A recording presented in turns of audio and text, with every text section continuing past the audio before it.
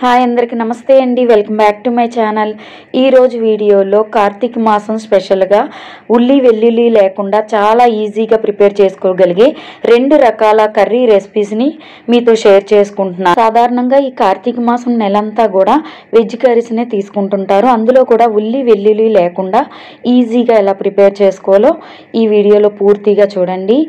అంతేకాదు అయ్యప్ప మాల వేసుకున్న వాళ్ళు కూడా ఉల్లి వెల్లుల్లి లేకుండా సాత్విక భోజనాన్ని తీసుకుంటుంటారు కదా, అలాంటి వాళ్ళకి చాలా ఈజీగా ఎలా ప్రిపేర్ చేసుకోవాలో వీడియోలో చూపిస్తున్నాను.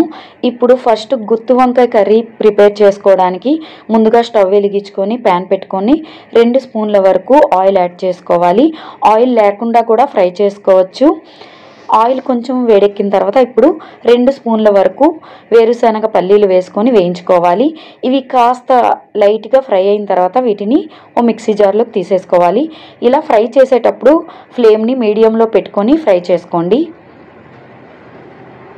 ఇప్పుడు ఇదే ప్యాన్లోకి 1 స్పూన్ వరకు ధనియాలు యాడ్ చేసుకోవాలి.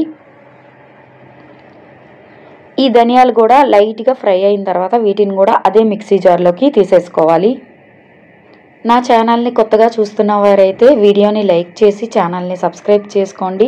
పక్కనే ఉన్న బెల్ ఐకాన్ని ఆన్లో పెట్టుకున్నారంటే నేను పెట్టే వీడియో నోటిఫికేషన్స్ అనేవి మీకు వస్తాయి. ఈ వీడియో కనుక నచ్చితే లైక్ చేయండి. ఛానల్ని సబ్స్క్రైబ్ చేసుకోవడం మాత్రం అస్సలు మర్చిపోకండి. ఇప్పుడు మళ్ళీ అదే ప్యాన్లోకి ఇంకాస్త ఆయిల్ యాడ్ చేసుకోవాలి.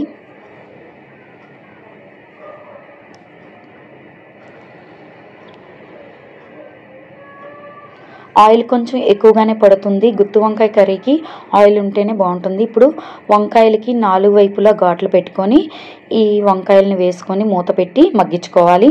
ఈ వంకాయలు మగ్గేలోపు ఇప్పుడు మనం మిక్సీ జార్లోకి వేరుశనగ పల్లీలు ధనియాలు తీసుకున్నాం కదా, అందులోకి 2 ఇంచీల అల్లం ముక్క, పచ్చి కొబ్బరి కొంచెం 2 స్పూన్ల వరకు పచ్చి కొబ్బరి, ఎండు కొబ్బరి చిన్న ముక్క వేసుకున్నాను. అలాగే 2 స్పూన్ల వరకు నువ్వులు, 1 స్పూన్ వరకు జీలకర్ర కూడా యాడ్ చేసుకోవాలి. ఇప్పుడు ఇందులోకి 2 ఇలాచీ కూడా యాడ్ చేసుకోండి. అలాగే ఇందులోకి 1 ఇంచు దాల్చిన చెక్క కూడా యాడ్ చేసుకొని ఇదంతా మెత్తగా పొడి చేసుకోవాలి. ఇలా పొడి చేసుకున్న దాంట్లోకి 2 టమాటాని 4 ముక్కలుగా కట్ చేసి వేసుకోవాలి.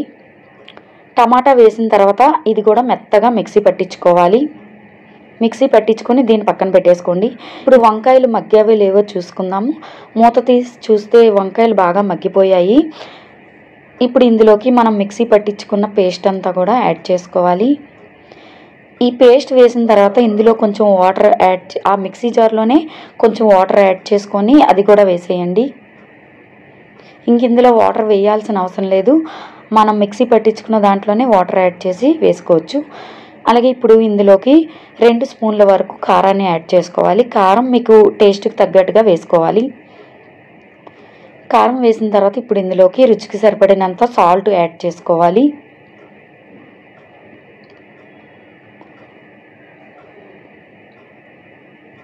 అలాగే ఇప్పుడు చింతపండు గుజ్జు కొంచెం వేసుకోండి.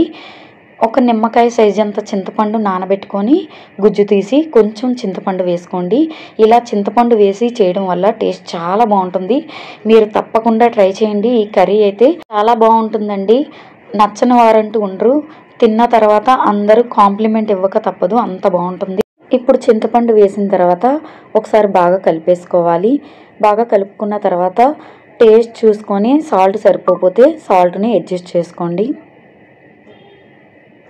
ఇప్పుడు ఇందులోకి 2 పచ్చిమిర్చిని 4 ముక్కలుగా కట్ చేసి యాడ్ చేసుకోవాలి. అలాగే కొంచెం కరివేపాకు కూడా వేసుకోండి.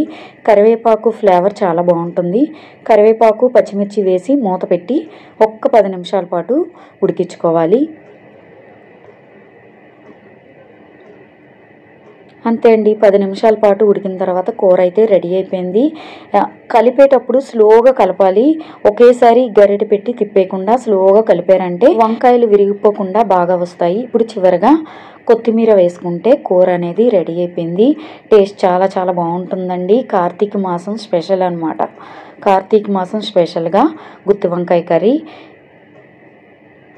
ఎంత బాగా వచ్చిందో చూసారు కదా. చిక్కటి గ్రేవీతో టేస్ట్ సూపర్గా ఉంటుంది. నెక్స్ట్ ఉల్లిపాయ వెల్లుల్లిపాయ లేకుండా క్యాబేజీ బంగాళదుంప కర్రీ ఎలా చేసుకోవాలో చూపిస్తున్నాను.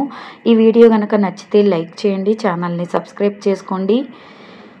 క్యాబేజీ బంగాళదుంప కర్రీ ఉల్లిపాయ వెల్లుల్లిపాయ లేకుండా చేసుకోవచ్చండి. టేస్ట్ చాలా బాగుంటుంది. కార్తీక మాసం స్పెషల్ రెసిపీస్లో ఇదొక కర్రీ అన్నమాట. టేస్ట్ సూపర్గా ఉంటుంది. తప్పకుండా ట్రై చేయండి. క్యాబేజీ బంగాళదుంప కర్రీ చేసుకోవడానికి ముందుగా స్టవ్ వెలిగించుకొని ప్యాన్ పెట్టుకొని 5 స్పూన్ల వరకు ఆయిల్ యాడ్ చేసుకోవాలి. అలాగే ఆయిల్ కొంచెం హీట్ ఎక్కిన తర్వాత 1 స్పూన్ వరకు పచ్చిశనగపప్పు యాడ్ చేసుకోవాలి. 1 స్పూన్ వరకు జీలకర్ర యాడ్ చేసుకోండి. 1/2 స్పూన్ వరకు ఆవాలు యాడ్ చేసుకొని వేయించుకోవాలి. ఇవి కొంచెం బాగా వేగిన తర్వాత ఇందులోకి 2 ఎండుమిర్చిని కట్ చేసి యాడ్ చేసుకోవాలి. ఎండుమిర్చి కొంచెం వేగిన తర్వాత పెద్ద టమాటా 2 టమాటాలని సన్నంగా చిన్న ముక్కలుగా కట్ చేసుకొని 2 టమాటాలని యాడ్ చేసుకోండి. టమాటా కొంచెం ఎక్కువగా వేసుకుంటే గ్రేవీ కొంచెం బాగుంటుందన్నమాట. అంతేకాదు కొంచెం థిక్గా గ్రేవీ బాగా వస్తుంది. టమాటాకి మూత పెట్టి మగ్గించుకోండి. టమాటా కాస్త మగ్గిన తర్వాత ఇలా మెత్తగా చేసేసుకోవాలి. మనం గరిటెతోనే ఇలా తిప్పామంటే మెత్తగా అయిపోతుందన్నమాట.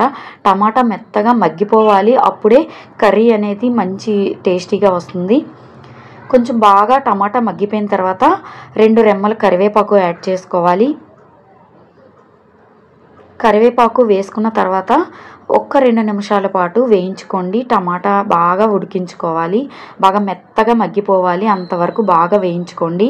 ఇలా టమాటా బాగా మెత్తగా మగ్గిపోయిన తర్వాత మాత్రమే మనం క్యాబేజీ వేసుకోవాలి. క్యాబేజీ వేసే ముందు కట్ చేసుకున్నాక నీళ్ళల్లో ఇలా వేసేసుకోవాలి. క్యాబేజీ బంగాళదుంప ఒకేసారి కట్ చేసి నీళ్ళల్లో వేసేసుకున్నాను అన్నమాట.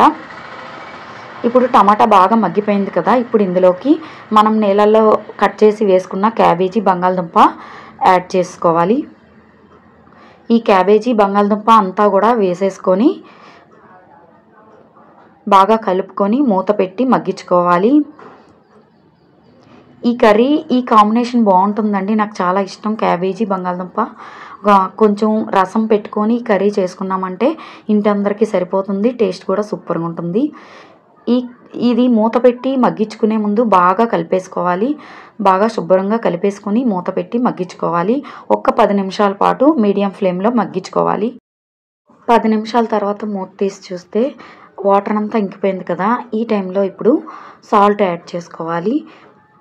ఒకసారి బాగా కలిపేసుకున్న తర్వాత ఇలా మనం మగ్గించుకొని ఉడికించుకోవడం వల్ల క్యాబేజీలో ఉండే వాటర్ అంతా ఇంకిపోయి టేస్ట్ బాగుంటుంది. తొందరగా ఉడికిపోతుంది అన్నమాట. ఇప్పుడు ఇందులోకి రుచికి సరిపడినంత ఉప్పు యాడ్ చేసుకోవాలి. ఉప్పు వేసిన తర్వాత కూడా ఒకసారి బాగా కింద మీద కలిపేసుకోండి. మొత్తం అంతా కలిసేలా ఒకసారి బాగా కలిపేసుకొని మూత పెట్టి మగ్గించుకోవాలి.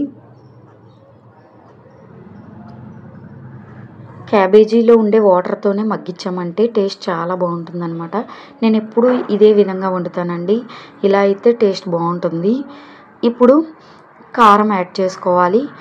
మీ టేస్ట్కి తగ్గట్టుగా కారాన్ని యాడ్ చేసుకొని మళ్ళీ ఒకసారి అంతా బాగా కలిపేసుకోవాలి. కారం అంతా కలిసేలా కలుపుకోవాలి. మొత్తం అంతా ఒకసారి బాగా కలిపేసుకోవాలి. ఇప్పుడు 1 గ్లాస్ వాటర్ యాడ్ చేసుకోండి. కారం వేసిన తర్వాత చివరిగా వాటర్ యాడ్ చేసుకొని మూత పెట్టి ఉడికించుకోవాలి. అంతే, క్యాబేజీ కర్రీ రెడీ అయిపోతుంది. టేస్ట్ కూడా సూపర్గా ఉంటుంది.